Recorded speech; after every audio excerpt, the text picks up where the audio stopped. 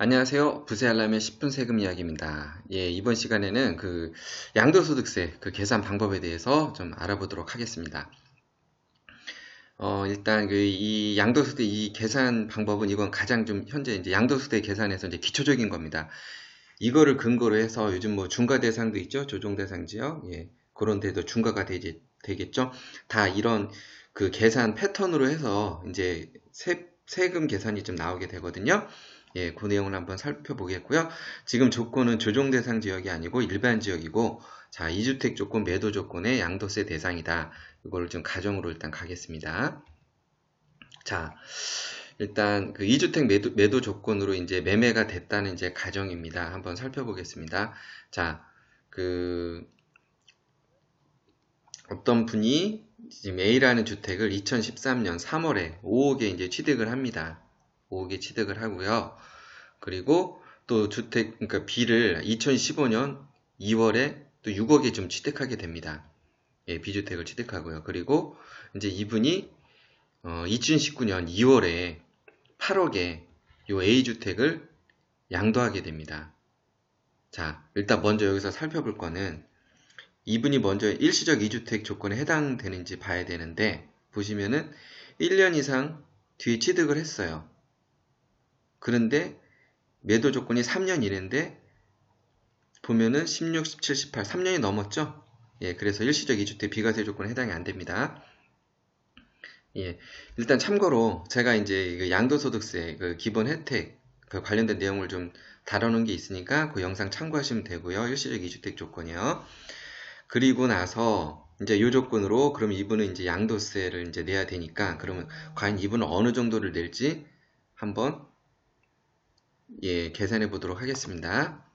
자, 그런데 이제 이분은 일단 이거 A주택을 취득할 때 취득세를 한 550만 원 냈다고 가정하겠습니다. 대충 계산했을 때 550만 원 내고, 중개수수료, 필요경비에 들어가는 거는 중개수수료도 들어갑니다. 매입시, 매도시, 단 이제는 다 이게 증빙이 있어야 됩니다. 내가 그냥 그때 줬다, 영수증 받았다? 안 됩니다. 계좌이체라든가 현금 영수증을 받다든가 그런 게 있어야 되고요. 이거는 제가 필요경비할 때 별도로 다룰 거고요. 그리고 일단 법무비용도 만약에 들어간 게 있으면 필요경비로 넣으시면 되고요. 이거 자본적 직출이라는 거는 일반 도배장판 말고 뭐 보일러를 교체했다든가 이런 게 좀 들어갈 수 있습니다. 근데 이런 거는 제가 별도로 다루고 일단 이 부분은 생략하겠습니다. 자, 이 상태로 한번 계산을 해보겠습니다. 자, 조건은 제가 이제 여기 가져왔고요. 자, 일단은 먼저 여기서 양도 차익을 계산합니다. 양도 차익은 뭐냐면은 실제 양도 가액 있죠? 요 8억. 예, 양도 가액에서 원래 이제 취득 가액을 빼주게 됩니다. 취득가액 얼마죠? 5억이죠? 5억. 그러면 3억인데 이건 제가 이제 가로를 친 거고, 거기에서 필요경비 있죠? 그것도 또 빼주게 됩니다. 이게 한마디로 저는 이제 이만큼 양도 가액이고, 그리고 그 취득가랑 또 기타 뭐 취득세나 중개수수료, 뭐 법무비용 들어간 거는 필요경비로 쳐주는 겁니다. 그래서 이렇게 빼면은 2억 8,800이라는 금액이 나옵니다. 그러면은 이게 지금 이제 양도 차익이 되고요. 자, 이 양도 차익이 나온 거에서 이제 여기서 장기 보유 공제 혜택을 좀 대상이 되면은 장기 보유 공제 혜택이 되는데, 자, 제가 이제 이 표를 2019년도 기준으로 일단 정리를 했고요. 요거는 일단은 이제 장기 보유 공제 혜택이 기존에 이게 10년에서 10년 30%에서 이제 늘어났습니다. 원래는 한 3%씩 했는데 이제 2%씩 됐고요. 이거는 제가 별도 제가 다룰 거니까 일단 계산이 일단 중요한 거니까요. 이분은 보면은 13년, 14, 15, 16, 17, 18, 19 딱 보니까 5년 이상 6년 미만이네요. 그럼 2주택 조건이죠? 그러면은 5년 이상 6년 미만, 10%가 적용되겠네요.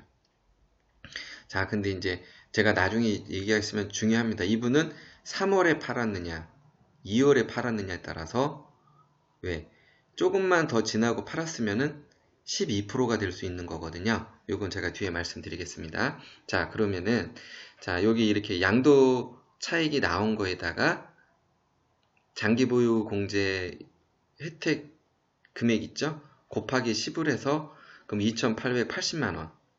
예, 요거를 곱해주면은 장기 보유 공제 금액은 2,880만 원이 되게 됩니다.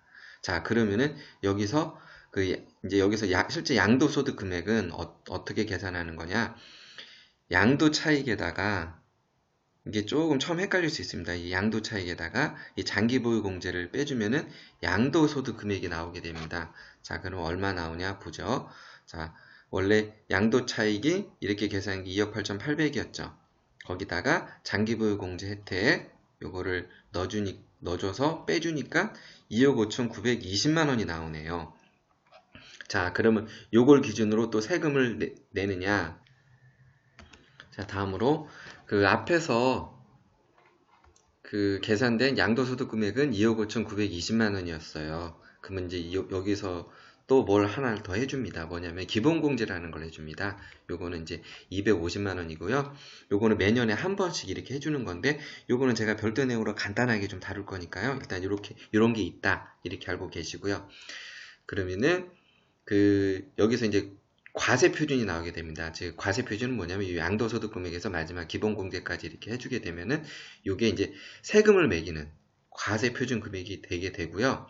자, 그러면 금액을 계산해 보면은 2억 5,900에서 요걸 빼주면은 자, 요게 이제 세금을 매기는 근거 금액이 됩니다. 즉 과세 표준 금액이 되고요.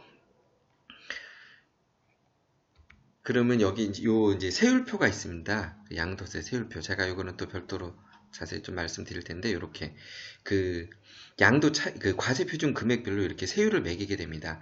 즉 누진 세율이라고 하는데, 여기 구조 보시면 아시겠지만은 이렇게 과세 표준 금액 그만큼 양도 차익이 많을수록 세율이 높은 구조입니다. 이런 걸 누진 세율이라고 합니다. 자, 그럼 여기서 일단 보시면은 이거 2억 5,600은 자, 이쪽 1억 5천 초과하고 이 구간에 걸리죠. 그러면 38%가 적용이 됩니다. 누진공제는 1,940만 원. 자, 한번 계산해 보겠습니다. 자, 그래서 이제 결론은 이제 양도소득세는 이렇게 나옵니다. 이 과세표준 금액에 요 세율 곱해서 누진공제를 빼주게 되면 한번 볼게요. 과세표준에다가 세율을 한번 곱해 볼게요. 2억 5,670에다가 세율 38%죠? 예, 곱하면 9,700이 나옵니다. 여기다가 자, 누진공제 금액 얼마죠? 여기에다가 1,940만 원. 예. 요거를 빼게 되면은 결국은 양도소득세 산출 금액은 7,814만 6천 원이 나옵니다. 결론적으로 이분 같은 경우는 5억에 팔아서 5억에 취득해서 8억에 넣고 일반 필요경비 빼고 했는데 결론은 3억의 양도 차익이 있다고 가정했을 때 한 7,800만 원 정도를 양도소득세로 내야 되는데, 자, 이제 요 금액만 내는 게 아니고요. 뒤에 보시면은 실제 이제 신고 납부 금액은 어떻게 되느냐. 여기 양도소득세 이렇게 산출세액이 아까 나왔죠? 그 나온 금액에 지방소득세를 10%를 더 얹어서 내야 됩니다. 그러면 7,814만 6천 원 곱하기 10% 하면 780만 원. 예, 그래서 결론은 내야 될 세금은 이렇게 양도세 산출세액하고 지방소득세 이걸 합한 금액은 예, 결국은 8,596만 원. 예, 요거를 지금 내게 됩니다. 8,596만 원을 내게 되고요. 제가 좀 전에 잠깐만요. 결국은 양도 차익이 3억인데 양도소득세는 이제 8,590만 원을 내야 된다는 거고요. 이건 이제 일반적인 내용이고요. 일단 요 룰이 있습니다. 한번 따라해 보시는데, 그런데 제가 아까 여기 보시면 이분이 3월 달에 했죠. 3월 달에. 그리고 2019년 2월입니다. 근데 이분은 한 3월 이후에만 양도를 했어도 이제 앞에 보시면 알겠지만은 장기 보유 공제가 2%가 더 들어가요. 뭐 작년에 3%까지 더 들어갔지만, 자, 그렇게 한번 제가 지금은 하지 않게 한번 해보세요. 그러면 이분은 한 양도세가 한 2, 300 정도는 좀 차이가 날 거예요. 그 얘기는 뭐냐면은 제가 이제 일반적인 내용도 다루지만은 그런 이제 포인트들을 좀 알려드리려고 그러는 겁니다. 만약에 양도 당시에, 근데 이거를 그냥 계산할 수 모르면 모르잖아요. 근데 이걸 매번 세무사님한테 상담하기도 좀 어렵겠죠. 자, 근데 이제 이런 룰을 알게 되면은 이분 같은 경우는 이러시면 됐다는 거죠. 이걸 아는 분이라면은, 아, 그래? 그러면은 일단 협의를 하는 거죠. 우리 매수자 쪽하고. 그러니까 내가 이거 뭐 양도세를 절약하기 위해서 뭐 한다 그럴 필요는 없고, 그냥 뭐 사정이 있으니까 그 잔금 일자를 그때 좀 뭐 3월 이후로 좀 하자. 충분히 이런 경우 케이스 많이 있습니다. 충분히 많이 나올 케이스고요. 이런 거를 근데 알아야지 이런 조정이 가능하다는 거죠. 그러면은 제가 이거 뭐 숙제나 좀 한번 해보세요. 이거를 제가 이제 아까 위에 세율표 있으니까 그거랑 해보시면은 아마 200만 원 넘게는 차이가 날 거예요. 뭐 200만 원 작은 돈이 아니죠. 근데 만약에 양도 차익이 더 많다고 생각해 보세요. 그 범위는 더 늘어나는 거거든요. 예, 절세라는 거는 다른 데서 찾는 게 아니라, 그리고 덧붙여서 제가 이제 오늘 이제 기본적으로 계산했던 이유는, 자, 이렇게 세금이 나오잖아요. 자, 이렇게 알면은 일단 실행을 하는 순간 되돌릴 수 없습니다. 세금은. 그런데 이걸 가지고 여러 가지 또 방법을 생각해 볼 수 있겠죠. 절세 방안. 다른 방법 뭐가 있을지. 충분히 또 이거보다 적게 낼 수 있는 다른 방법이 나올 수도 있거든요. 여러 가지 뭐 징여를 이용한다든가 여러 가지 서로 유불리를 따져서, 예, 이제 그런 게 좀 어떻게 보면 절세의 테크닉입니다. 예, 일단 그거는 제가 영상 제가 이제 계속 이제 들으시다 보면은 그 포인트를, 저는 이런 포인트를 좀 짚어드리거든요. 예, 그렇게 보시고, 그렇게 이렇게 양도세가 이렇게 나오게 되지 않습니까? 양도세는 신고 납부입니다. 신고 납부고요. 양도세는 언제 신고하느냐? 2개월 이내에, 즉 양도일이 속한 달 2개월 이내에 신고 납부해야 되고요.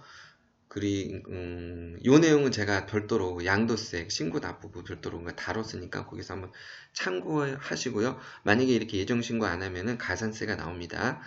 자, 이렇게 이제 계산한 게 이제 기본 바탕이 돼서요. 이제 어떤 게 또 나오냐? 이제 뭐 고가주택, 뭐 9억 초과분 양도세 계산, 뭐 그런 게 있죠? 예, 양도세 계산하는 것도 조정 대상 지역이 또 중과된다고 하죠. 예. 근데 다 이제 요 기본 룰에 의해서 다 움직입니다.